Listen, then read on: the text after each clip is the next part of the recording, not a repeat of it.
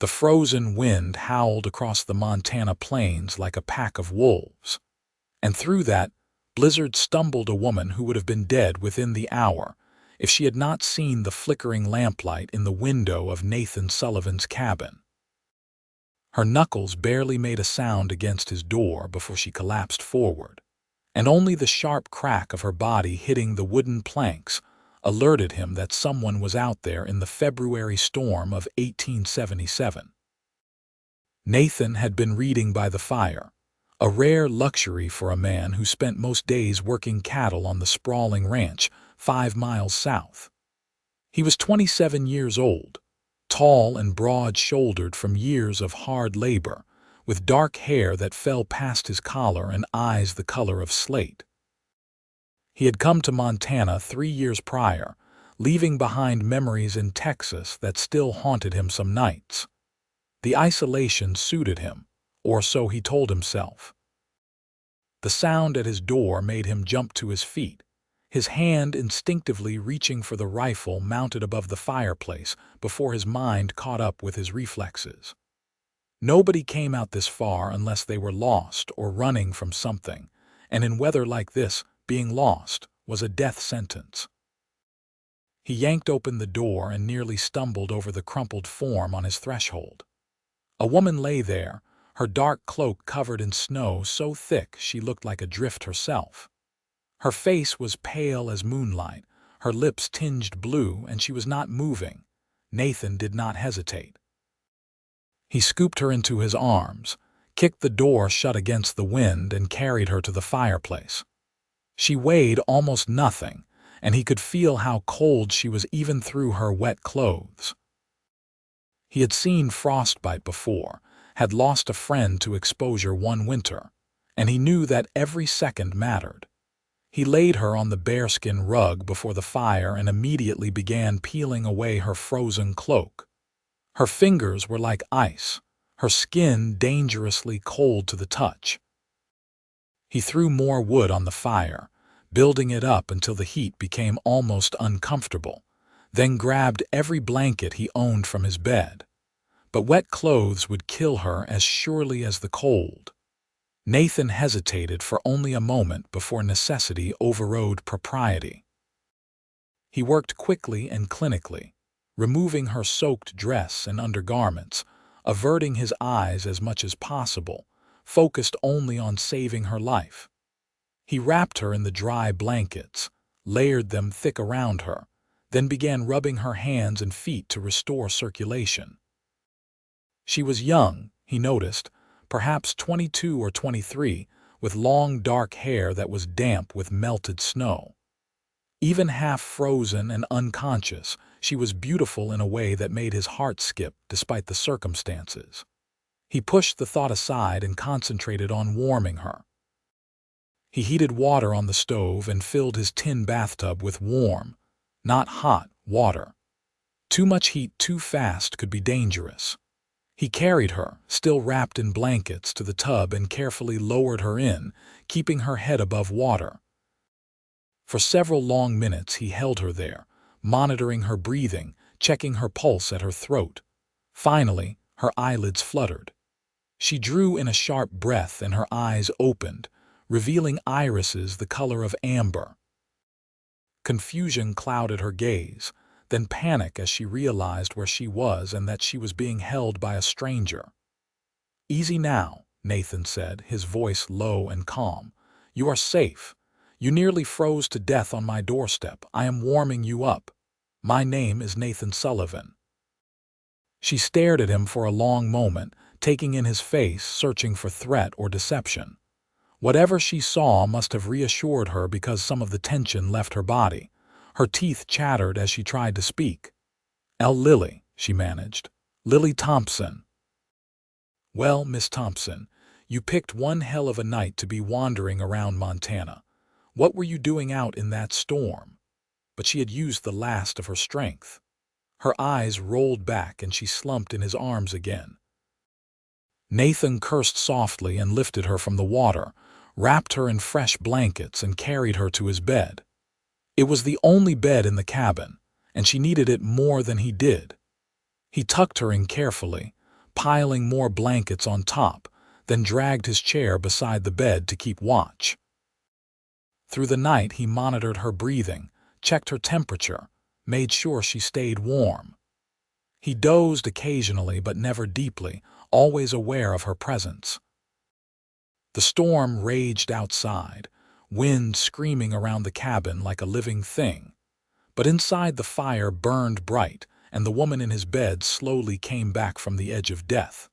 Dawn broke gray and bitter cold. The storm had not abated. Nathan made coffee and porridge and was stirring the pot when he heard movement from the bed. He turned to find Lily sitting up, clutching the blankets to her chest, her amber eyes wide and alert. "How are you feeling?" he asked. "Cold," she admitted, "but alive. Thank you, you saved my life." "What were you doing out there?" Lily's eyes dropped to the blanket. "Running.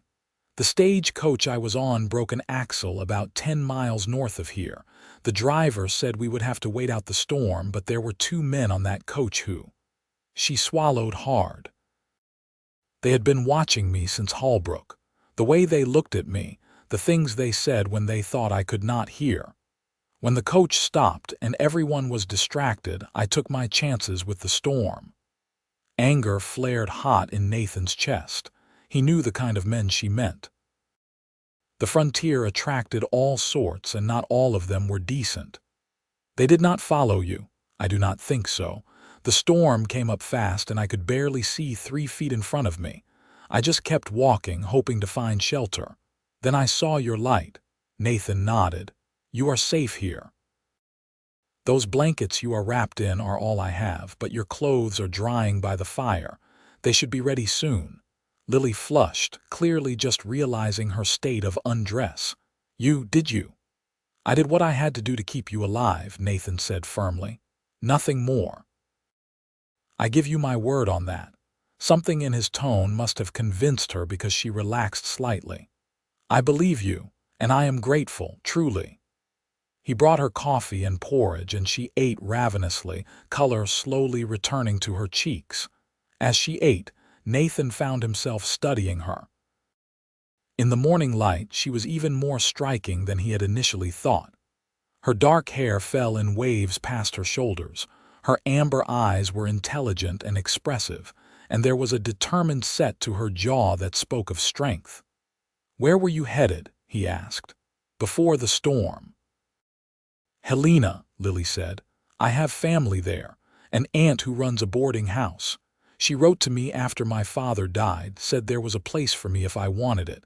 I had nothing left in Holbrook, so I sold everything and bought a ticket north. I am sorry about your father." "Thank you.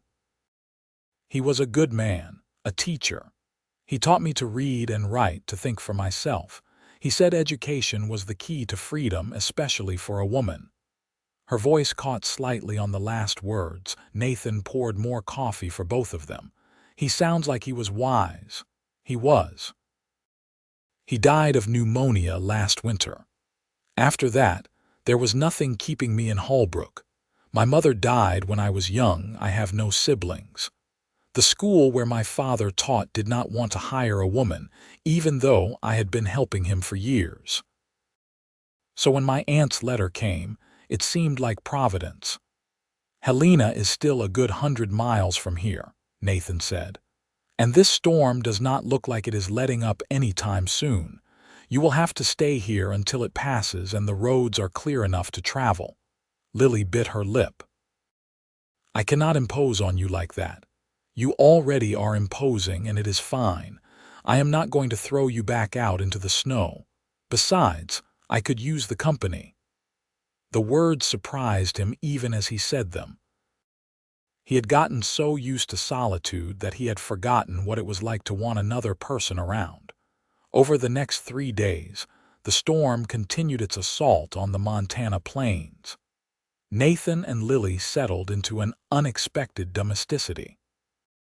He gave her one of his shirts to wear while her dress finished drying, and though it hung on her like a tent, she moved around his cabin with increasing comfort. They talked while he cooked, while she helped him tend to the basic chores that needed doing even in a blizzard, while they sat by the fire in the evenings. Nathan learned that Lily loved books, that she could quote Shakespeare and discuss philosophy, that she had dreams of maybe opening a school of her own someday where girls could learn just as much as boys. She was sharp and funny, with a quick wit that caught him off guard and made him laugh in a way he had not laughed in years. Lily learned that Nathan had been a soldier before he became a rancher, that he had seen things in the war that still troubled him, that he had come west to find peace and had mostly found loneliness instead. He was quieter than she was, more reserved, but when he did speak it was with careful thought and surprising gentleness. On the third night, they sat by the fire after supper, and Lily asked the question she had been circling around since she arrived. "Why are you out here all alone, Nathan? You have land, this cabin, you clearly know how to take care of yourself. But why no wife? No family?" Nathan stared into the flames for a long moment. "I was engaged once, back in Texas. Her name was Sarah. She was beautiful and kind, and I thought we would grow old together. But then the war came and I had to go. I told her I would come back for her, that we would get married as soon as it was over. What happened? I came back, but she had not waited. She married a banker while I was gone, someone who could give her security and status. I do not blame her, not really. The war changed me. I was not the same man who left. Maybe she saw that in my letters, or maybe she just got tired of waiting. Either way, when I came home, there was nothing for me there, so I came west." Lily reached out and took his hand. The gesture was simple, instinctive, but it sent electricity through Nathan's entire body. "Her loss," Lily said softly. "You are a good man, Nathan Sullivan. Any woman would be lucky to have you." Nathan looked at her, really looked at her, and saw something in her amber eyes that made his breath catch. The firelight played across her face, highlighting the curve of her cheek, the fullness of her lips. She was wearing his shirt and an old pair of his trousers that she had cinched tight with rope, her hair loose around her shoulders, and she was the most beautiful thing he had ever seen. "Lily," he said, his voice rough with emotion he did not fully understand yet. She squeezed his hand. "I know." The moment stretched between them, charged with possibility, but neither moved to break it. Not yet. It was too soon, too fast. But something had shifted, and they both felt it. The storm broke on the fourth day. Nathan woke to silence, and the absence of howling wind was almost eerie. He rose from his bedroll by the fire, where he had been sleeping since giving Lily his bed, and checked outside. The world was buried in snow, but the sky was clear and pale blue, and the sun was rising over the eastern horizon. Lily appeared at his elbow, wrapped in one of his blankets. "It is over. Looks like it. I suppose I should think about continuing to Helena." Nathan felt something clench in his chest at the thought of her leaving, but he nodded. "The road will not be passable for at least a few days. Snow this deep, it will take time to melt or get packed down enough for travel, and there is no guarantee another coach will come through any time soon. What do you suggest? Stay until the road clears. Then I will take you to Helena myself. I have a wagon and horses. It will be safer than waiting for a coach that might not come." Lily turned to look at him, and he saw relief and something else in her eyes. "You would do that?" "I would." She smiled, and it was like the sun breaking through clouds. "Thank you, Nathan." The next week passed in a strange, suspended sort of contentment. The snow began to melt, slowly but steadily, and Nathan used the time to teach Lily about life on the frontier. He showed her how to shoot his rifle, in case she ever needed to defend herself. She was a natural, her hand steady and her aim true. He taught her to ride his spare horse, a gentle mare named Rosie, and watched with pride as she gained confidence in the saddle. In turn, Lily shared her knowledge with him. She read aloud from the few books he had in his cabin, her voice bringing the words to life in a way that made him see them differently. She talked about ideas and dreams, about the world beyond Montana, about all the possibilities that life could hold. She made him remember that there was more to existence than just surviving, that there could be joy and hope and future. They cooked together, cleaned together, worked together, and with each passing day the connection between them grew stronger. Nathan found himself watching her when she was not looking, memorizing the way she moved, the sound of her laugh, the way her eyes lit up when she was excited about something. He had not felt this way since before the war, had not thought he could feel this way again, and it terrified and exhilarated him in equal measure. Lily felt it too. She found herself drawn to Nathan in ways that went far beyond gratitude for saving her life. He was strong but gentle, quiet but thoughtful, damaged but still capable of kindness. When he looked at her, she felt seen in a way she never had before. Her father had loved her, but he had seen her as a daughter, something to protect and guide. Nathan saw her as an equal, someone whose thoughts and feelings mattered, someone worth listening to. One evening, 10 days after the storm, they were sitting by the fire again when Lily finally voiced what they had both been thinking. "I do not want to go to Helena." Nathan's heart began to pound. "What do you want?" "I want to stay here, with you." She turned to face him fully, her amber eyes earnest and vulnerable. "I know it has only been a short time, and maybe I am crazy for even saying this, but Nathan, I feel more at home in this cabin with you than I have felt anywhere since my father died. Maybe anywhere ever. You make me feel safe and valued and alive. I do not want to give that up." Nathan reached out and cupped her face in his hand, his thumb brushing across her cheek. "You are not crazy, I feel it too. From the moment you woke up in my bed and looked at me with those eyes, I felt something I have not felt in years. Hope. Connection. Like maybe I was not meant to be alone forever after all." "Then I will stay," Lily whispered. "If you will have me. If I will have you," Nathan laughed, a sound of pure joy. "Lily Thompson, I would consider it the greatest honor of my life." And then he kissed her. It was soft and sweet, and full of promise. The first kiss of something that both of them knew was going to change their lives forever. Lily melted into him, her arms coming up around his neck, and for a long moment the world consisted of nothing but the two of them and the fire and the feeling of coming home. When they finally pulled apart, both breathless and smiling, Nathan rested his forehead against hers. "I should do this properly. Lily Thompson, would you do me the honor of becoming my wife?" "Yes," Lily said without hesitation. "Yes, 1,000 times yes." They were married 3 weeks later in Holbrook, which was the nearest town with a minister. Nathan drove them in his wagon over roads that were muddy with melted snow, and Lily wore a simple dress she had sewn herself from fabric Nathan bought for her. It was not fancy or elaborate, but she had never felt more beautiful than when Nathan looked at her as she walked toward him in that little church. The minister was an older man named Reverend Peters, who asked no questions about how they had met or why they were in such a hurry to marry. He simply smiled kindly at them both and performed the ceremony with warmth and sincerity. There were no guests except for the minister's wife, who served as witness, and a cowboy named Jake who worked at the general store and agreed to be the second witness for a silver dollar. When Reverend Peters told Nathan he could kiss his bride, Nathan did so with a tenderness that brought tears to Mrs. Peters' eyes.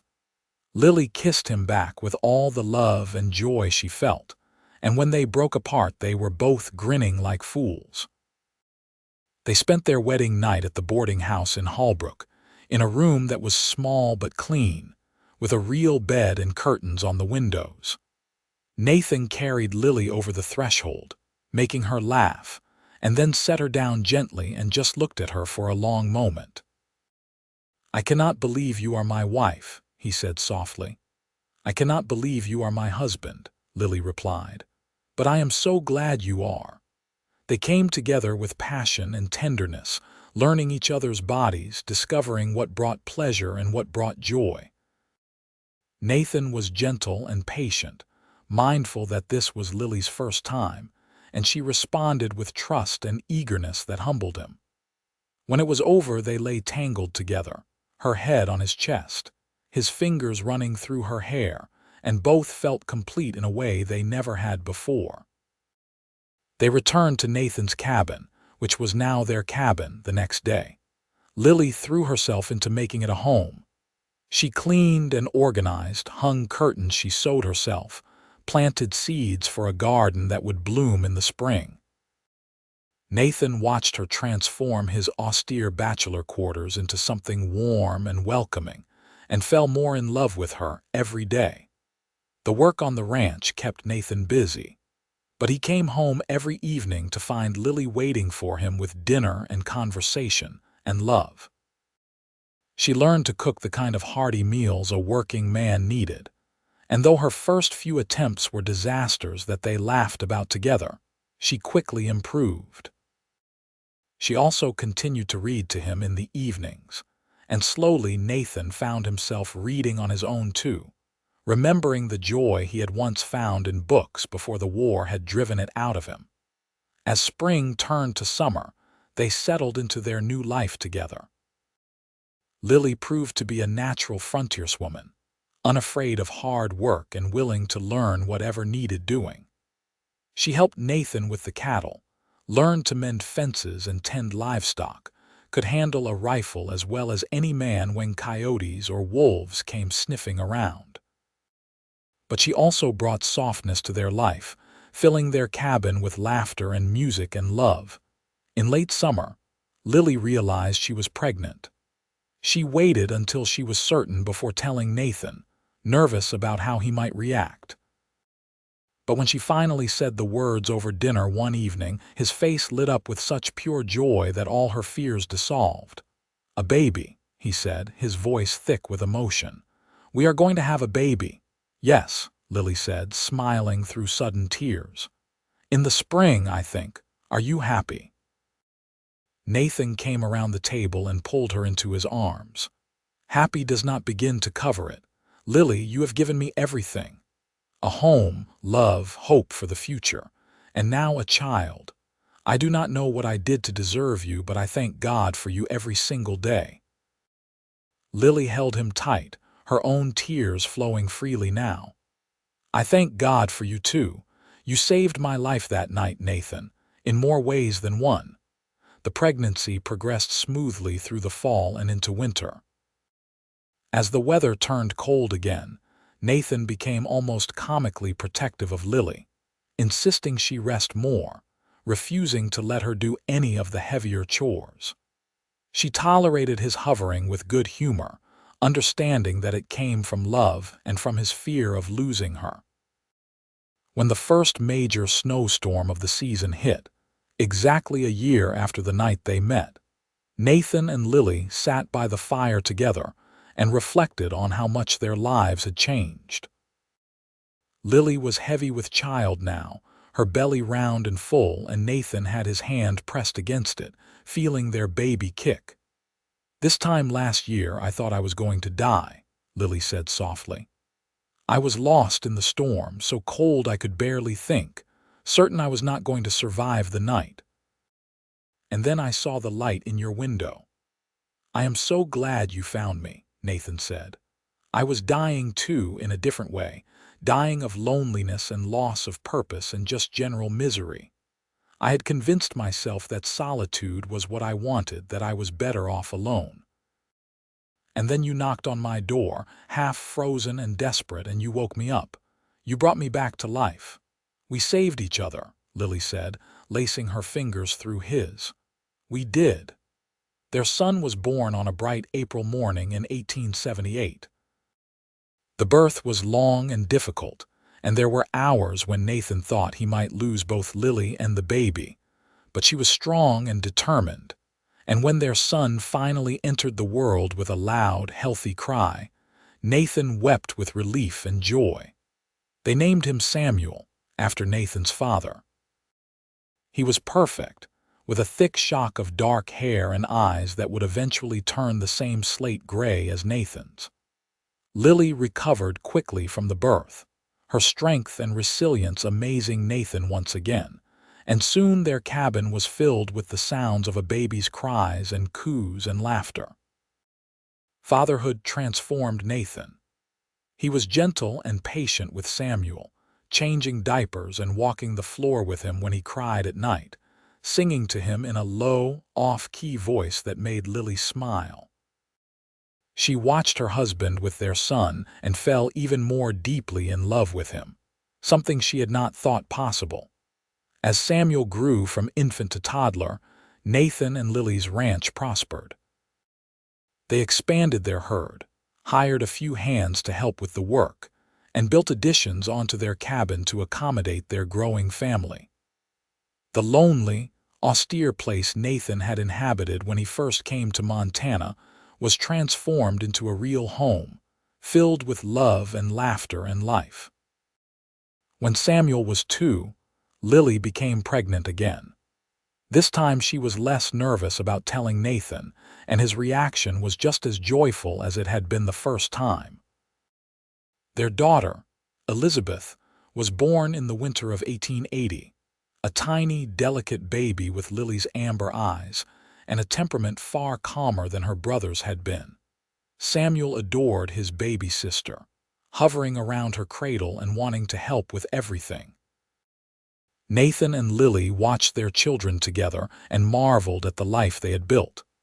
Neither of them had imagined this kind of happiness was possible when they were younger, before they found each other.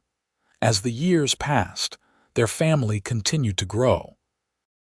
Another son, Daniel, arrived in 1882, followed by another daughter, Grace, in 1884. Their cabin evolved into a proper ranch house, with multiple bedrooms and a large kitchen where Lily could bake bread and teach her daughters to cook, while Nathan taught his sons to read and work cattle. The ranch became one of the most successful in the region. Nathan's hard work and Lily's careful management of their finances allowed them to weather droughts and harsh winters and the various challenges that came with frontier life. They were respected in Hallbrook and the surrounding area, known for their integrity and kindness as much as for their prosperity. But it was not the success or the prosperity that mattered most to either of them. It was the life they had built together, the family they had created, the love that sustained them through good times and bad. One evening in the fall of 1890, 13 years after that frozen night when Lily had knocked on Nathan's door, they sat on the porch of their ranch house and watched their children play in the yard. Samuel was 15 now, tall and strong like his father. Elizabeth was 10, already showing signs of her mother's intelligence and spirit. Daniel was 8, full of mischief and energy. Grace was 6, sweet and gentle. "Can you believe it has been 13 years?" Lily asked, leaning against Nathan's shoulder. "Sometimes it feels like a lifetime," Nathan said. "Other times it feels like yesterday. I still remember the sound of you knocking on my door, how scared I was when I found you collapsed on my threshold. I still remember how safe I felt when I woke up and saw your face," Lily said. "Even though I did not know you, even though I had every reason to be frightened, something in your eyes told me I could trust you." Nathan put his arm around her and pulled her close. "You warmed my heart that night, Lily. You came into my life like a miracle, and you have been warming my heart every day since. And you warmed my body when I was dying of cold and gave me a reason to live when I thought I had none. We were both so lost, Nathan, and we found each other." They sat in comfortable silence for a while, watching the sun set behind the mountains, painting the sky in shades of orange and pink and purple. Their children's laughter rang out across the yard, and somewhere in the distance a cow lowed. "You ever regret not going to Helena?" Nathan asked. "Not living with your aunt, not seeing what your life might have been like there." "Not for a single second," Lily said firmly. "Everything I ever wanted is right here. You, our children, this life we have built together. I was meant to end up at your door that night, Nathan. I truly believe that. All the hardship and loss I experienced before led me to you, and I would go through it all again if I knew this was where I would end up." Nathan kissed the top of her head. "I love you, Lily Sullivan. I love you too, Nathan Sullivan. Always." As darkness fell, and the stars began to appear in the vast Montana sky, Nathan and Lily called their children inside for dinner. The family gathered around the large table in their kitchen, and as they bowed their heads to say grace, Nathan gave thanks not just for the food but for the woman beside him and the life she had given him. That night, after the children were in bed and the house was quiet, Nathan and Lily lay in their own bed and held each other close. They had shared this bed for 13 years now, had made love in it countless times, had dreamed together and planned together and built their entire life from this foundation of love and trust. "Thank you for knocking on my door," Nathan whispered into the darkness. "Thank you for opening it," Lily whispered back. And in that simple exchange was contained everything they meant to each other, everything they had been through together, and everything they would continue to be for each other for the rest of their lives. The years continued to pass, marked by the changing of seasons and the growing of their children. Samuel, their eldest, grew into a fine young man who shared his father's work ethic and his mother's intelligence.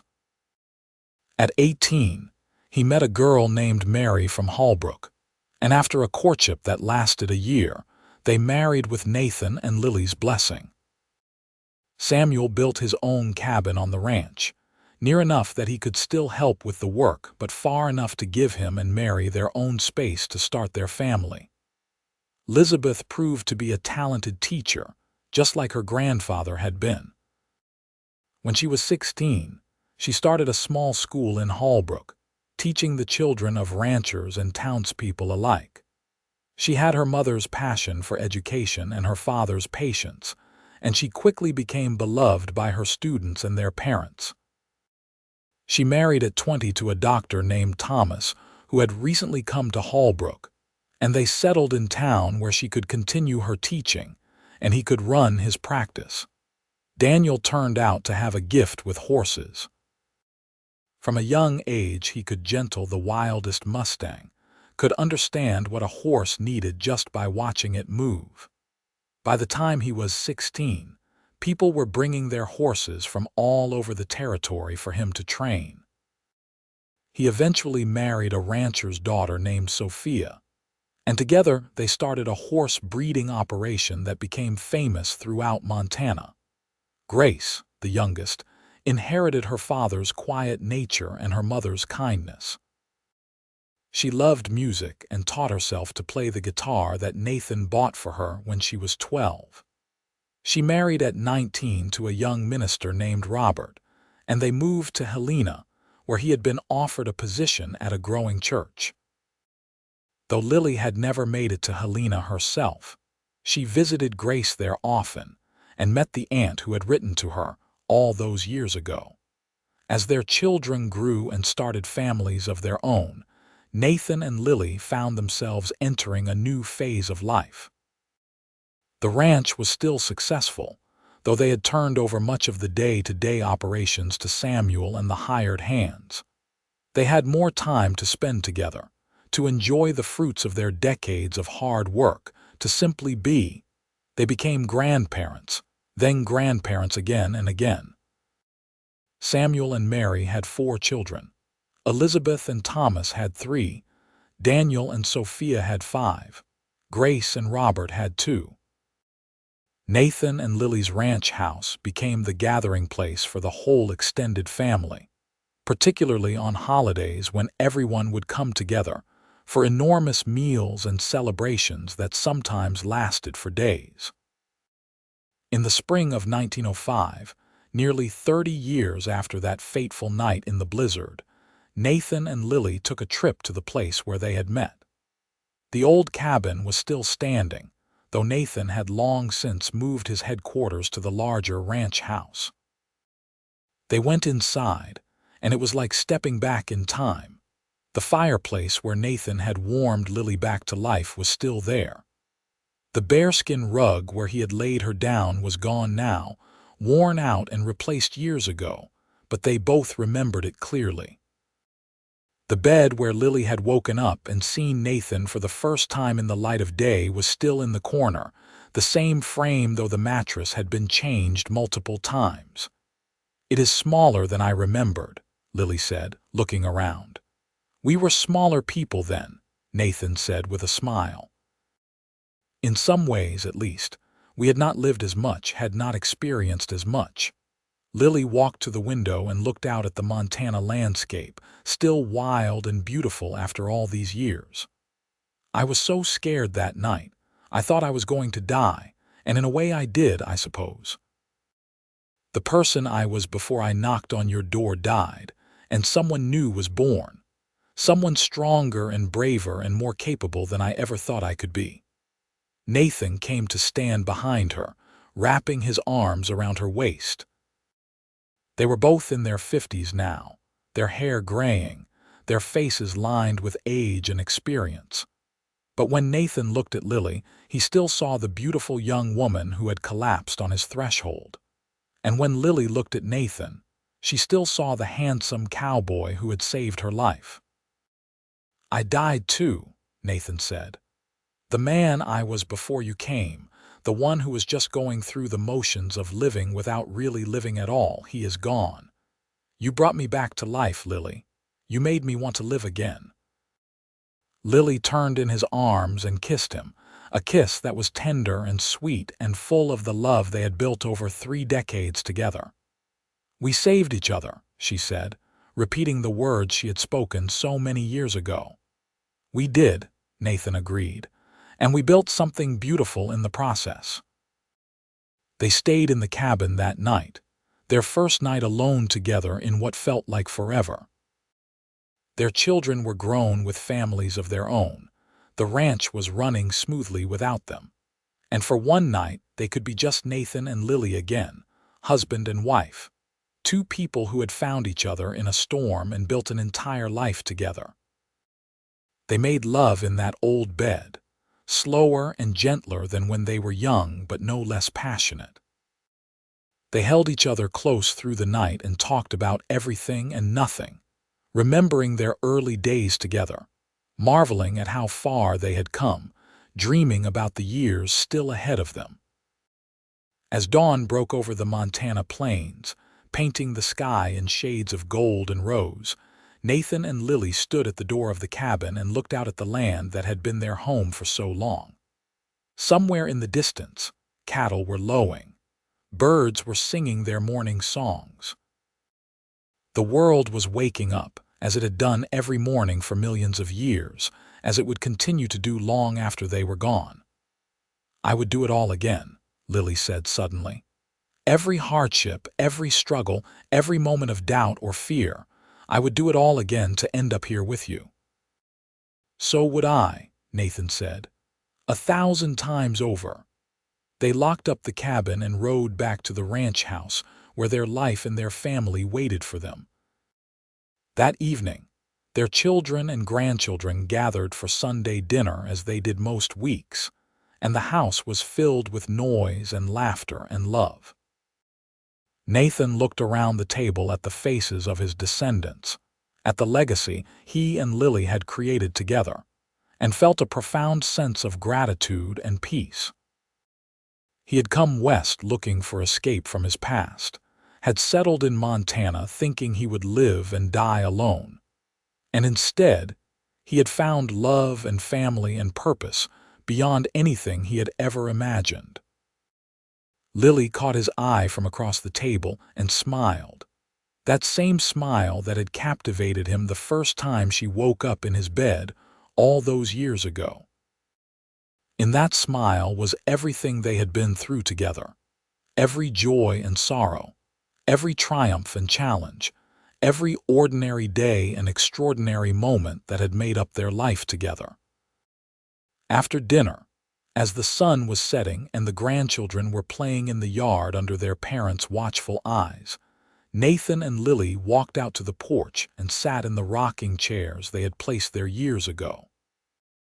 They held hands and rocked slowly, watching their family, savoring the peaceful evening. "You remember what you said to me that first night?" Lily asked. "When I woke up and you were sitting beside the bed." "I said a lot of things that night.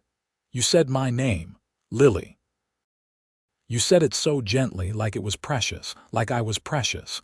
Nobody had ever said my name like that before." Nathan squeezed her hand. "You were precious. You are precious. The most precious thing in my life." "You are mine too," Lily said softly. "You always have been, from that very first moment." They sat in silence for a while, comfortable in each other's presence as only people who have spent decades together can be. The sounds of their family surrounded them, the laughter of grandchildren, the conversations of their adult children, the ordinary beautiful cacophony of a life well lived. As the stars began to appear in the darkening sky, Samuel came out onto the porch. He was 40 now, with children of his own who were nearly grown, and he looked so much like Nathan had at that age that it sometimes took Lily's breath away. "We are going to head home," Samuel said. "Mary is tired, but we will be back next Sunday." "Of course," Nathan said, standing to embrace his son. "Give Mary our love."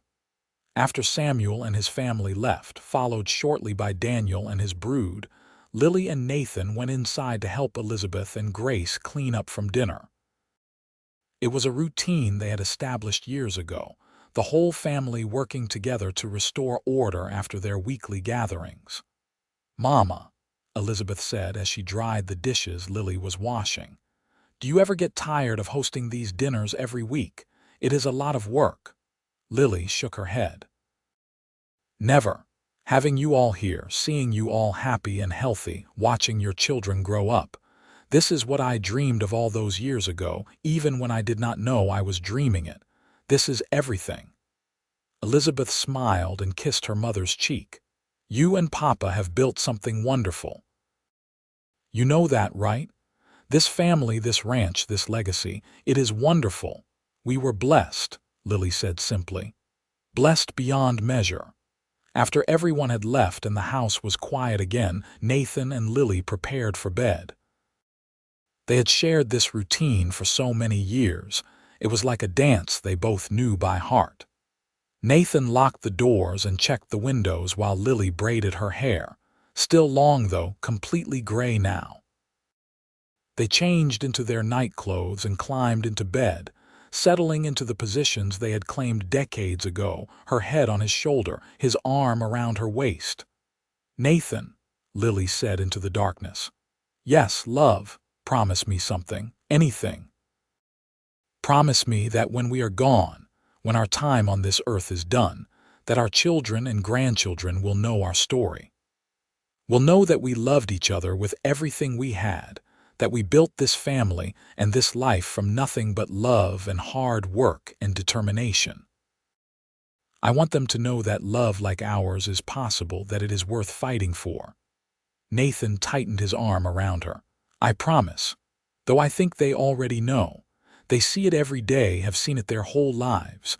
We have shown them what love looks like, Lily. Real, lasting, forever love." "Good," Lily said, and he could hear the smile in her voice. "That is good." They fell asleep like that, wrapped in each other's arms, two people who had found each other in the most unlikely of circumstances and built a lifetime together. The years continued to pass, as years always do. Nathan and Lily grew older, but not apart. They faced the challenges of aging together, each supporting the other through aches and pains and the various indignities of growing old. They celebrated their 50th wedding anniversary in 1927 with an enormous party that brought together children, grandchildren, and great-grandchildren from all over Montana and beyond. At the party, Samuel stood up to give a toast. He was 62 now, his own hair gray, his own grandchildren playing at his feet. "I want to say something about my parents," he began, his voice carrying across the crowded ranch house. "Most of you know the story of how they met, but for those who do not, I will tell you briefly. 50 years ago, during a blizzard, my mother knocked on my father's door half frozen and near death. He saved her life that night. But what you might not know is that she saved his life too, in a different way. She saved him from loneliness, from living a half-life, from believing that he was meant to be alone forever." Samuel paused, his voice thick with emotion. "They built this family together, this ranch, this legacy that we all share. They showed us what it means to love someone completely, to stand by them through good times and bad, to build a life based on respect and partnership and genuine affection. They are the reason all of us are here, and we are so blessed to have them." To Nathan and Lily Sullivan, the best parents and grandparents anyone could ask for. The room erupted in applause and cheers. Nathan and Lily stood together at the center of attention, holding hands, their faces flushed with pleasure and emotion. They had never sought recognition or praise for their relationship. They had simply lived it, day by day, year by year, building something that would last long after they were gone. That night, after all the guests had left and they were alone in their room, Lily stood at the window and looked out at the ranch that had been their home for over 50 years. The buildings had changed and expanded, the land had been developed and improved, but the essence of it remained the same. This was where they had built their life, where they had raised their children, where they had grown old together. "What are you thinking about?" Nathan asked from the bed. "Everything," Lily said. "I am thinking about that girl who stumbled through the snow all those years ago, so scared and so desperate. I am thinking about how different my life would be if I had not seen your light in the window, if I had walked in a different direction, if you had not been home that night." "But you did see the light," Nathan said, "and I was home, and everything that has happened since has been exactly what was meant to happen." Lily turned to him and smiled. "You are right. It was meant to be, all of it, every moment." She came to bed, and they lay together in the darkness. Two old people who had loved each other through everything life could throw at them, and had emerged stronger for it.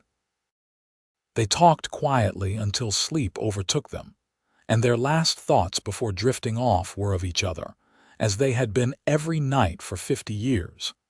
Nathan passed away in the spring of 1930, 3 years after their anniversary party. He was 79 years old and had lived a long, full life. He died peacefully in his sleep, with Lily beside him as she had been beside him for so many years. His children and grandchildren mourned him deeply, but they took comfort in knowing that he had lived well and loved deeply, and left behind a legacy that would continue for generations. Lily grieved for him, as was natural and right, but she did not fall apart, did not lose herself in sorrow. Nathan had given her strength and purpose, and even in death he continued to sustain her. She remained in the ranch house, surrounded by her family, spending her days with her grandchildren and great-grandchildren, telling them stories about their grandfather and the life they had built together. On the anniversary of Nathan's death, Lily walked out to the old cabin where they had met. It was still standing, maintained by Samuel as a kind of shrine to his parents' love story. Lily went inside and sat on the old bed, running her hand over the wood frame that Nathan had built himself all those years ago.